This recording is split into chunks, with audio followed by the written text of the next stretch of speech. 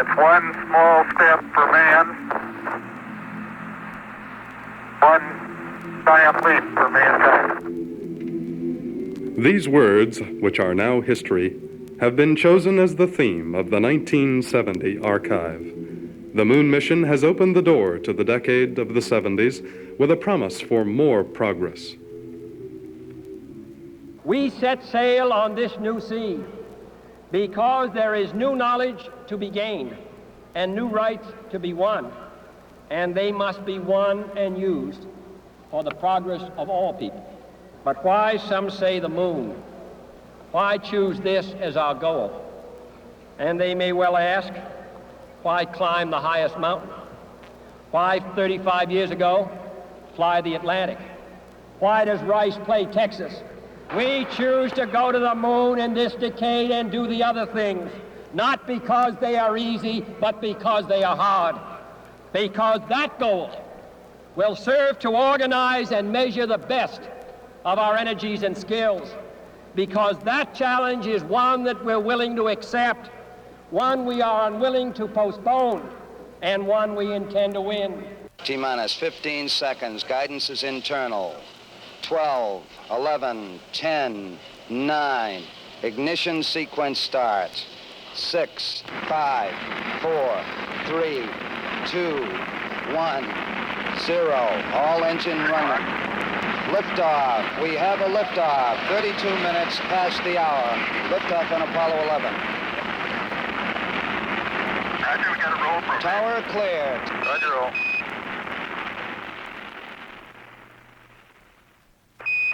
Listen, Tranquility Base here. The Eagle has landed.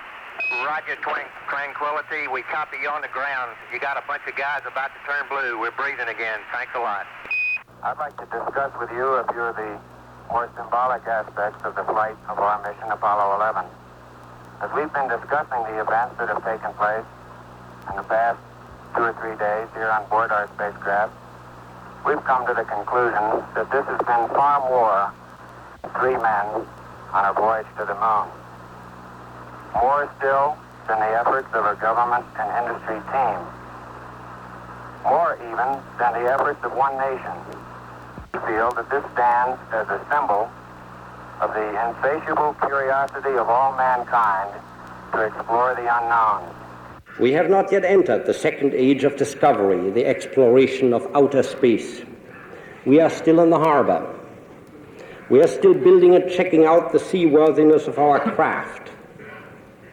We are still learning the things we need to know about the new medium through which we shall have to travel. The Mercury astronauts were not the explorers. The Mercury astronauts were the test pilots, but they did not leave the harbor of Mother Earth.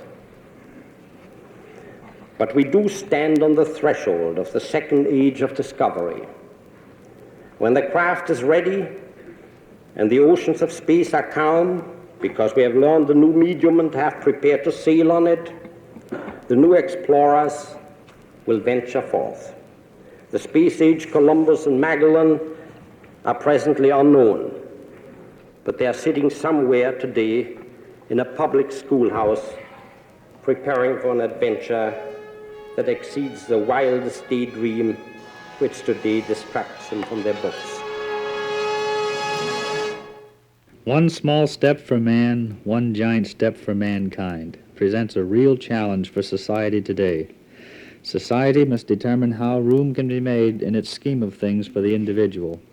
Man's thrust into space and his eventual landing on the moon points out how significant is the individual's effort, how important is society's backing. Somehow we must solve all of our problems in the same spirit of giving and sharing. That is the real challenge for man. The new frontier is in the realm of people understanding people and working together to conquer the space we have allowed to separate us one from another. The space theme of our yearbook is an appropriate choice. Our recent space accomplishments point to the increased responsibilities placed on our educational system. Relevant educational programs must be developed to enable our young people to compete in a dynamic society our scientific accomplishments have helped create. I only hope that our young people can temper this technical knowledge with a sense of responsibility and restraint in its application. The progress of the year 1969-70 at Governor Mifflin Senior High School can be compared in some ways to the development of the space program.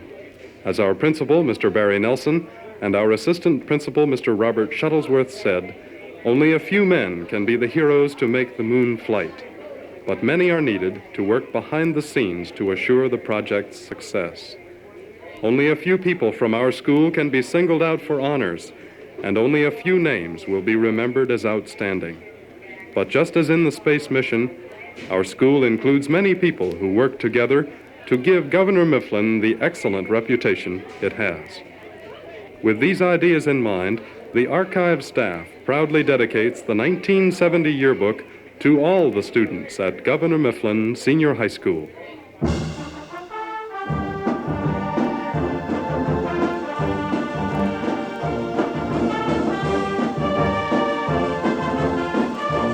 Teamwork made the moon mission possible, and teamwork was the key to producing 6 championship teams for Mifflin this year. For the first time, the girls captured championships in all 3 of their varsity sports. Mrs. Susan Werner's hockey team won its division crown for the 13th consecutive time with an undefeated season. Our girls also had an undefeated record in basketball. Under Coach Linda Hunsinger, they won the Berks County Championship with a 10-0 season. Mrs. Doris Noga's softball team completed a perfect year for girls' sports by winning the league championship with a 7-1 record. Not to be outdone, the boys also garnered 3 championships. The cross-country team, coached by Mr. Lance Stauffer, went undefeated in the Berks County League and had an 8-1 overall record. For the 7th straight year, Coach Harry Stever's wrestlers were county champs, and Coach William Firing's perennial championship track team did it again, winning the county crown for the 22nd year. Gene Pinkavage and Edward Williamson were named the outstanding athletes of the year at the all-sports banquet to crown the year's athletic achievements. The late Christopher Bean was the choice for the senior class play coached by Mrs. Marion Morgan. Did I hear Pa say we can't go to Florida? Yes, you did, Ada, and it ain't the first time either. Maybe I do sit by and let your ma paint and paper up my office, and maybe your ma's going to have a maid from Boston. Maybe. But as long as I can't collect the bills my patients owe me, there ain't no use of no more Florida talk. I take my stand on that. Well, I take my stand too, Milton Haggett, and I wouldn't be no mother if I'd give it up. What's Florida got to do with being a mother? You may not care if your daughters get married or not, but I do. And so do they. You don't have to go to Florida to get married. Maybe not, but the opportunities down there are exceptional. Stuff and nonsense. No, it ain't, Milton. Them Miami beaches is just alive with boys who don't give a thought to nothing but romance and getting married. Most boys get them ideas most any place. Not in New England in the wintertime. Then the girls can wait for spring. All I want's an excuse to see you every day. You've known me a long time to talk that way, Warren. Guess you've known me long enough to know what I think about you. I guess you'd better not say any more. You say you'll marry me, and I won't. Warren! What? Well, I wouldn't be any wife for you. Well, not if you're going to be an artist, I wouldn't. Why not? I'm a hard worker, and I'm going to be a good artist. I don't even know if I like art much. I'll teach you to like it. You haven't even said you love me. Do I have to say that? Well, I think you ought to. What are you thanking me for? for being kind once to a friend of mine, for giving him things that other women denied him. You gave him all the good things that have no name, all the warm, tender things he so sorely needed. What do you know about me? Only what he told me. Except for you, I was the best friend he ever had. I never heard him name no Davenport. He used to talk lots about his friend Bert Davis, but I never heard of you. I'm Davis. If you're Bert Davis, what are you calling yourself Davenport for? Davenport's my professional name. I needed a name people would remember, and Maxwell Davenport... If you was Bert Davis, that wouldn't be why you changed. If you know a better reason, I'd like to hear it. I saved them from burning, and I thought they were mine to keep. Say now, before we start talking business, I've got to know if you really are the rightful owner this time. Well, who would be if he ain't? I got your word for it, they're mine. And wasn't they left here against an unpaid bill? Yes, Rosen. I expect they do belong to him. Oh. There, you see. Well... Let's look through the rest. Well, as I say, I never tackled anything this big before. A corner of Christopher Bean.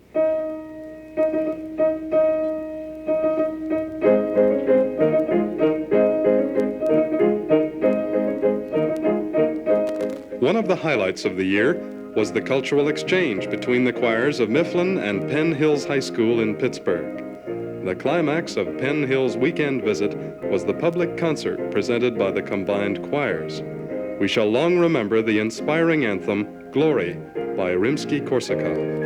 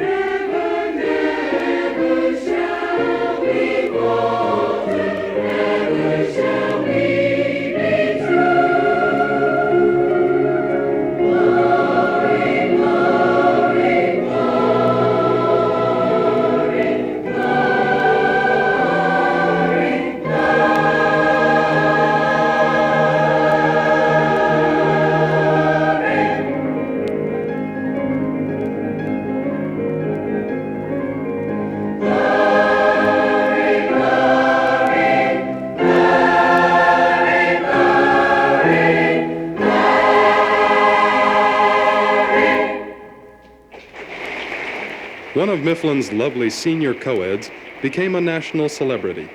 Melissa Hardy, who was our own Miss Mifflin of 1970, was chosen Berks County's junior miss. This talented young lady then went on to become Pennsylvania's junior miss and placed among the top 8 contestants in the National Junior Miss competition. In June of 1969, I was selected in a preliminary judging to represent Governor Mifflin in the Berks County Junior Miss pageant. On October 4th, the judges chose me as Berks County's Junior Miss for 1970. The state pageant was held in the Governor Mifflin Auditorium on November 28th and 29th.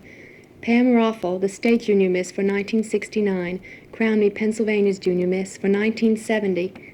On May 2nd, I left for Washington, D.C., where I met the other 49 Junior Misses. 2 days later, we flew to Mobile on the Junior Miss Special. On the final night, I was named in the top 10. After a short quiz, I remained in the top 8. I have received a total of $3,500 in scholarships and countless memories of a tremendous experience.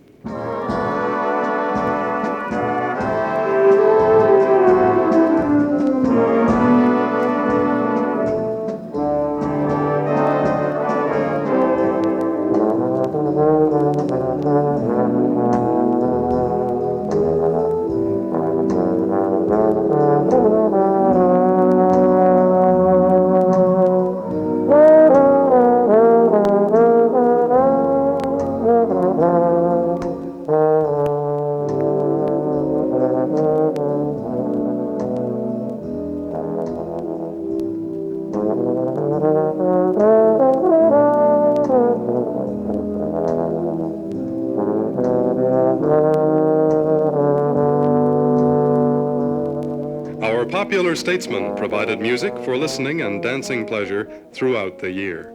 Soloist for Ballad for Trombone was Fred Crowther, who was awarded the John Philip Sousa Band Award for Outstanding Musical Achievement.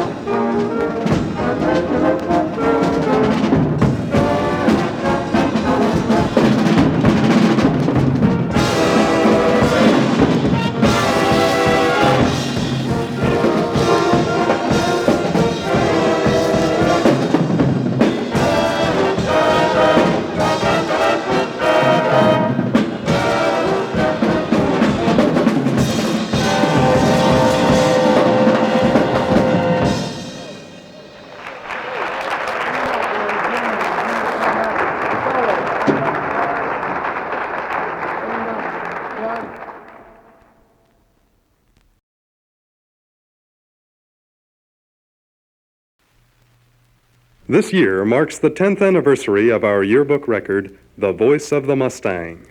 To note this accomplishment, the record takes on a new look and size as it continues to tell the story of this year at Governor Mifflin.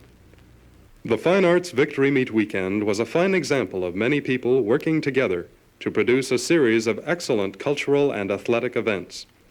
The concert band thrilled an enthusiastic audience with selections such as Mon Veen by Wood.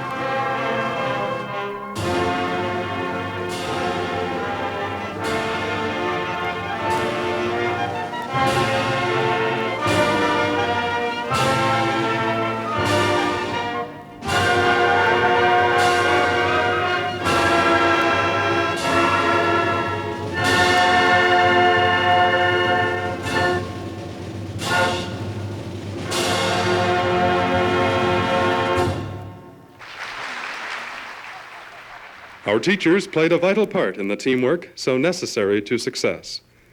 We'll remember them, pushing us on toward greater attainments in our academic pursuits. Students, and I use the term loosely, watch your papers. Others are. Today's topic, class, is going to be photosynthesis. And one of the $1.25 words that we're going to run into is NADP. The abbreviation stands for nicotinamide adenine dinucleotide phosphate. You see, it's very easy to pronounce. Buenos días, clase. Yo soy la profesora de español.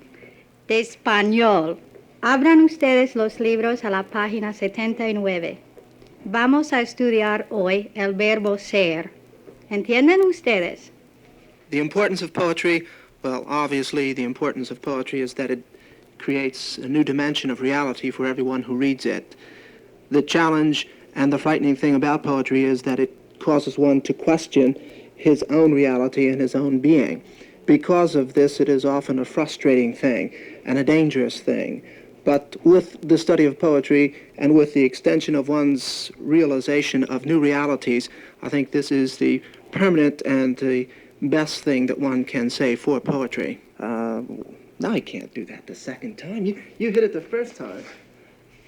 How can I, it's stilted if you do it the second time. These are excerpts from Mrs. Matthews' maxims. He who doeth not his assignments passeth not. And remember, kiddies, there are only 3 things you must do. You must pay taxes, you must die, and you must pass English to graduate. Okay, kids, now remember, of all things, you must stay in character. Now, what would you do in real life? Just decide that and then do it on stage. For instance, if you walk out and your pants fall, just reach down and pick them up. Your best isn't good enough. You must do better than your best. This is the premise on which champions are made. All righty, class. We have one more selection to discuss before we're finished with love and ready to go on into evil. We've heard what Wordsworth, Byron, and Browning have said in praise of their lovely ladies. Now let's turn to My Love is Like a Red, Red Rose by our delightful Scottish friend, Bobby Burns.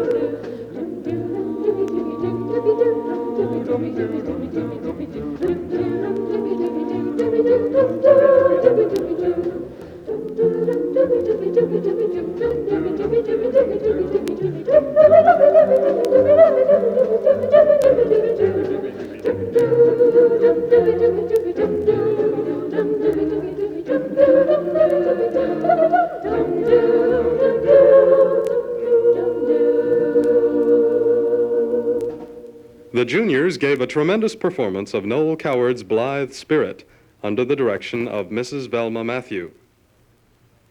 You say that there is someone there who wishes to speak to someone here? Is it me? Is it Dr. Bradman? Is it Mrs. Bradman? Is it Mrs. Condamine? Stop it! Behave yourself! Is it Mr. Condamine? There's someone who wishes to speak to you, Mr. Condamine. Tell them to leave a message. I really must ask you not to be flippant, Mr. Condamine. Charles, how can you be so idiotic? You'll spoil everything. I'm sorry. It slipped out. Do you know anybody who was passed over recently? Not recently, except my cousin in the civil service. But I don't know why he'd want to communicate with me. We haven't spoken for years. Are you Mr. Condamine's cousin in the civil service? I'm afraid we've drawn a blank. Can't you think of anyone else? Rack your brains. It might be old Mrs. Plummet, you know. She died on Whit Monday. I can't imagine why old Mrs. Plummet would wish to talk to me. We had very little in common. It's worth trying anyhow. Are you old Mrs. Plummet? She was very deaf. Perhaps you better shout. Are you old Mrs. Plummet? There's nobody there at all. How disappointing. And just as we were getting on so nicely. Violet, be quiet. Well, I'm afraid there's nothing for it but for me to go into a trance. I had hoped to avoid it because it's so exhausting. However, what must be, must be. Excuse me a moment while I start the phonograph again. Not always. Don't play always. Why ever not, Charles? Don't be so absurd. I'm afraid I must. It would be imprudent to change horses in midstream, if you know what I mean. Have it your own way. Little Tommy Tucker seeks for his supper. That would be Daphne. She ought to have had her adenoids out. George, please. Ah! Good God. Keep still, Charles. It's trying to get away. I can't hold it. Press down hard. Should we pick it up or leave it where it is? How the devil do I know? Well, there's no need to snap at me. Leave it where it is. Who said that? Who said what? Someone said leave it where it is. Nonsense, dear. I heard it distinctly. Well, nobody else did they? I never heard a sound. I got off a bus, brand new town, brand new place. Suddenly good luck kisses me on the face. Like someone took my shoulders and pointed me this way. A place to work, oh what a place to work. Near a great magician. A magician who makes flowers out of air. See that star, I just might fly up there and shine as bright. But for a while I will stand completely still. My heart's trying to tell me something. Yes, my heart begins. Speak around or speak. Tell me something. Tell me something. Tell me something. Yes, my heart. Yes, my heart. It's wonderful. Wonderful. Yes, my heart. Yes. This is our chance. Yes, this is our chance. Ordinarily I'm meek, but I could raise up a century. See that bird? I just might jump right up, take for a while I will stand completely still. Sail to prophets in the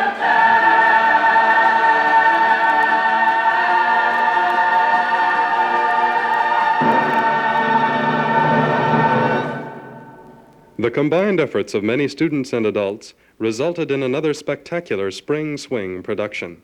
Mr. Robert Cooper and Mr. Nicholas Gerasimus directed the 12th annual musical, Carnival, this year with a double cast. A unique feature of the show was the appearance of the puppets. Who's she? She happens to be Lily, a very good friend of mine. As a matter of fact, I call her Lily Dear. Lily Dear, this is Horrible Henry. I'm a walrus. She can see that. I like to say it anyhow. Sometimes people don't notice I'm a walrus, and then in conversation they make some anti-walrus remarks, and I just die. How could anybody miss what you are, with those tusks covering half your face? Not tusks. You take all the romance out of the word. It's tusks. All long, white, gleaming tusks. Uh-oh. Who's the vision of loveliness? Oh, no, you don't, Renardo. I saw her first. Be careful, Lily dear, or he'll steal your watch. Go away, Renardo, or I'll tell Marguerite. With a sweet mama like this around, not a chance. Hello, babe. Marguerite, come quick. Excuse me, gorgeous, but are you taken for the next dance? I don't like to boast, but you ain't lived until you've done the foxtrot with a genuine fox. Hey, band leader, here's 12 francs. Play Avalon till dawn. So this is what you're up to. The minute my back is turned, you're out with another woman. I don't know what you're talking about, love. This is an old school chum. Very well, Renardo. You may introduce me to your old school chum.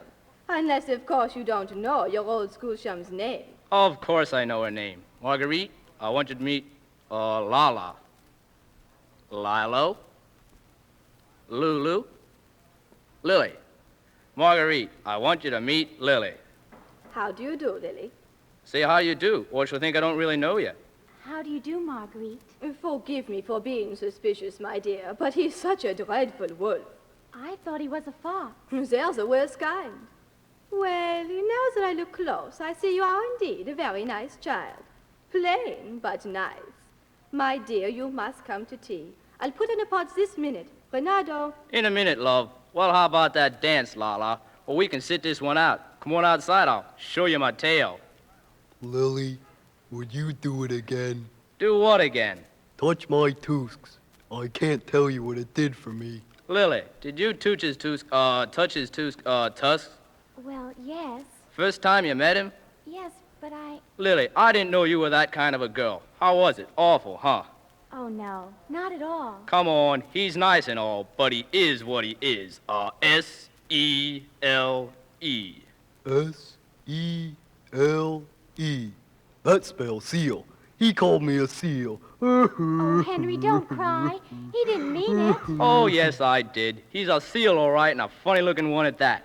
You know, some hotels won't even give him a room. Make him sleep in the pool. Renato. I better blow, sugar, but I'll be back. You know, on second thought, that ain't no seal. It's a pickled herring.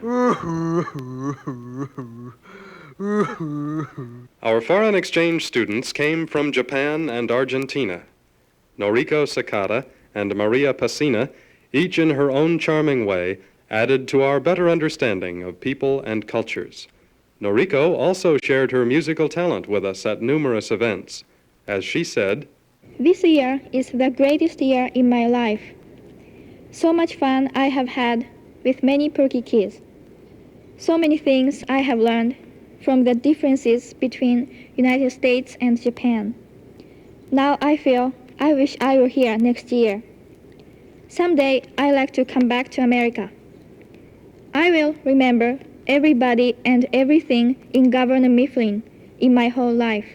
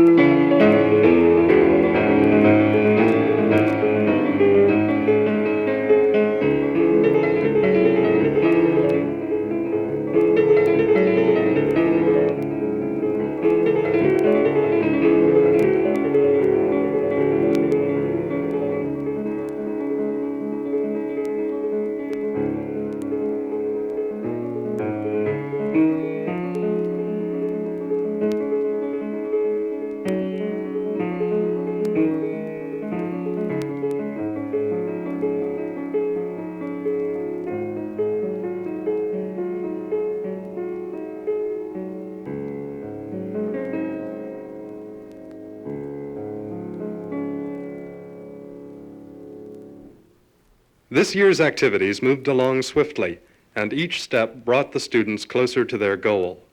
A romantic southern garden provided the setting for the junior-senior prom. The seniors enjoyed seeing Shakespeare's All's Well That Ends Well on their annual trip to Stratford, Connecticut, and the juniors spent a wonderful day touring Washington, D.C. After final exams, senior week ended with an impressive baccalaureate service in the school auditorium and the awarding of diplomas to 322 graduates at commencement. Chosen by their classmates as spokesmen for the class of 1970, Vicki Sauls and Gary Griffith addressed the 3,000 parents and guests attending the program at the Albright College Fieldhouse. Only 45 minutes remain for us as high school seniors. With graduation almost a reality, the joy, sorrow, laughter, tears, the hope and despair of the past 13 years seem incredibly insignificant. The memories that remain at this moment are those that reflect the interest of other people, whether our parents, our teachers, or our friends. Tonight is filled with emotion which will overflow at times, but most of us would have it no other way, for to be aware of what we gain tonight is to be alive to ourselves, to our personal beings, and that is what 13 years of schooling are all about. 20 years ago, there was another service, another speaker, another class. That class spoke of the same problems and mistakes that the past generation had handed them. That class recognized the task of their generation. Today, our generation recognizes the problems that we must solve. Our parents' generation has failed to find the solutions. Perhaps they should be ashamed because of this troubled world, but many of them realize their mistakes. Our generation must look to the future. Our parents' problems are now our problems. Thus the year drew to a successful close at Governor Mifflin. It was a year of many academic achievements and fun-filled activities, typical of America's high school days.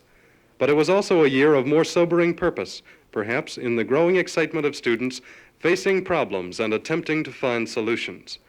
Mifflin students responded with thoughtful concern to national problems. They participated in such responsible programs as Teen Challenge, political elections, and Environmental Action Day. The Moon mission has truly proved that courageous leadership, together with concentrated teamwork, can achieve incredible progress. It is this kind of leadership and teamwork that our students have experienced in their high school career and now intend to put to use as they take their place in the world of the 70s. Our superintendent, Mr. H.L. Hendricks, leaves with all Governor Mifflin students the challenge of the decade ahead. One small step for man, a giant leap for mankind.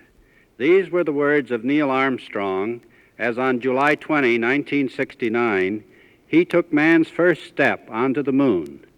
Thus was ushered in a new, exciting space age. This space age has brought with it a turbulent and difficult period. Never before have there been so many problems. Some new, but mostly old, unsolved problems of the past, all urgently crying for immediate solution. Today, nothing seems certain except problems and more problems, change and more change. Just as there are many trials, tribulations, and pain associated with today's world conditions, there exist tremendous opportunities to find satisfactory solutions to man's dilemma, to right the wrong, to redirect mankind's course, to establish peace for all men, and keep man's future course on an even keel. These are the responsibilities that tomorrow will rest in the hands of the youth enrolled in our high schools today.